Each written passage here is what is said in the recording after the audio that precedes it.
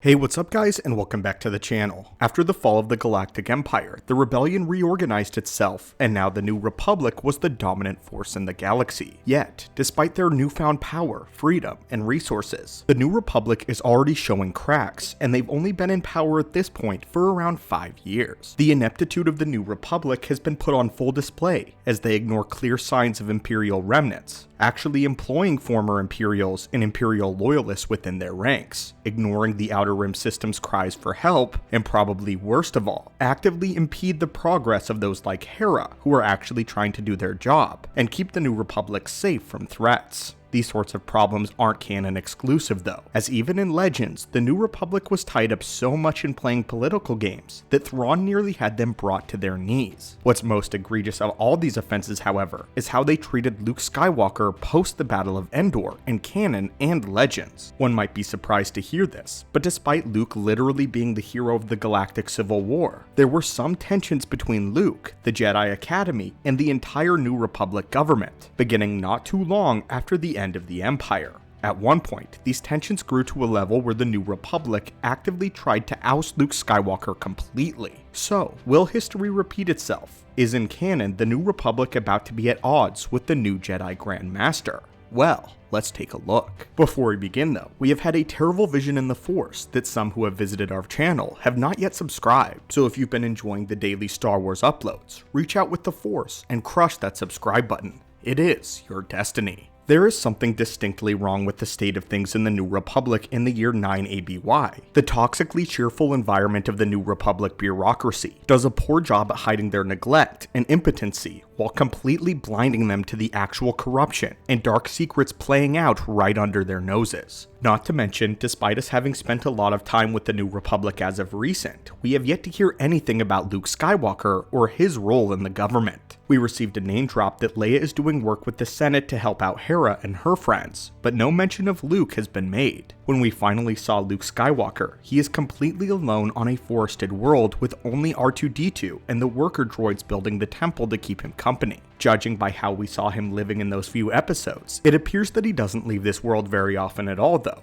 The obvious answer is clear. Luke is not involved with the New Republic, at least not actively. This follows Legends continuity quite well, where Luke willingly leaves the New Republic military in pursuit of his Jedi duties and the desire to restart the Jedi Order. The former rebel leader and the Senate gave Luke their blessing to do so, and that was that. No longer was he Commander Skywalker, as he renounced all of his titles and military command, giving command of Red Squadron to Wedge as a parting gift. But the New Republic was waiting for him to leave. Anytime Luke tried to aid in the Thrawn conflict, it was met with petty resistance. After Thrawn's attack on the Lando's facility on the world of Naklon, Luke aided in the defense of the world in his X-Wing, the X-Wing being a parting gift from the New Republic. However, his ship was damaged in the skirmish, and he wasn't able to get it repaired in enough time, because apparently the New Republic had placed his own X-Wing repair on low priority due to him no longer having any military affiliation. Luke's X-Wing was now considered a civilian aircraft, and did not have access to the perks that it once had. Luke had to end up pulling some strings by calling in a favor from Wedge, who was all too pleased to help out his former commander. Luke's helping hand would continue to meet resistance from such people as the Senator Leia, a Bothan representative in the New Republic Senate who vehemently opposed Admiral Akbar and the entire military. The same senator would go on to play political games in order to get more power and secure more benefits for the Bothan people. It was even hinted that Leia might have been one of those who had Luke's ship taken off the priority roster. This specific counselor is important because Senator Xiono is his clear canon counterpart. Xiono would be the senator that Hera butted heads with in episode 3 of Ahsoka. Although Xiono is not a Bothan, it's clear that he has his own goals and is still getting in the way of our heroes, perhaps even intentionally. While I'm hesitant to levy the accusation that he is one working with the Empire, I can say that he definitely isn't one that is completely loyal to the New Republic. As it was pointed out by Hera, he didn't fight in the rebellion, and joined the Republic only after they came into power. But just because one or two senators have selfish ambitions doesn't necessarily mean that they have it out for Luke Skywalker. Well, maybe they don't, but the Imperials that are still in power certainly do. In the eyes of the Imperial loyalists, Luke is a terrorist and a murderer who killed Vader and their Emperor at the Battle of Endor. Just like with Legends, they'll stop at nothing to ruin any chance he has at helping better the New Republic. The Imperial infection that permeates through the ranks of the New Republic is a problem for many reasons, but for the purpose of this video, we are concerned for what happens in Legends. Sometime after the Yuzhong-Vong War, an Imperial remnant who helped out the New Republic against the Vong would end up joining them and laying on some heavy accusations against Luke Skywalker. At this time, Jacen Solo had become the Sith Lord Darth Caedus and was causing mayhem, so this Imperial, a woman by the name of Natasi Dala, got herself elected Chief of Alliance State, and would arrest Luke for negligence towards Caedus since he eventually fell to the dark side, and she wanted to blame Luke. Because they couldn't capture and arrest Darth Caedus, it was Luke who had to bear his faults and his crimes. Dala would continue her campaign against Luke's order and even began spreading anti-Jedi sentiment throughout the New Republic, just as happened during the Clone Wars. This would climax in a dramatic fashion, when Dala gained enough support to have Luke basically exiled from New Republic space and the Jedi Order entirely. She would put one of the Jedi on her payroll to be the Grand Master in Luke's stead, so that she could have full control even over the Jedi. While I don't believe at this point in time Luke's academy will be taken over by an Imperial figurehead, I can see the Imperial loyalists within the New Republic bureaucracy doing things to mitigate Luke's reach and influence. In the current state, it is my theory that Luke not only sees the problems that we all see with the New Republic,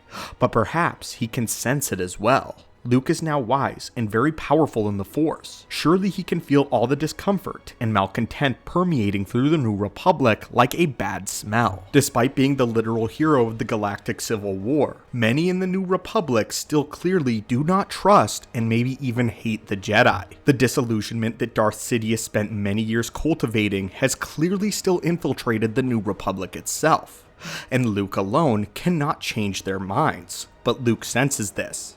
He senses that he is unwelcome, and that is why he has been largely absent. It is clear that the New Republic does not trust Ahsoka Tano either, and any that ally with her are instantly put on a watch list such as Hera. The amount of those still loyal to the Empire and having anti-Republic sentiments are being allowed to run free without any supervision or control, slowly gaining more power just as Palpatine did. Luke finds this negligence and disgusting, and this is why he has clearly and willingly separated himself from the New Republic.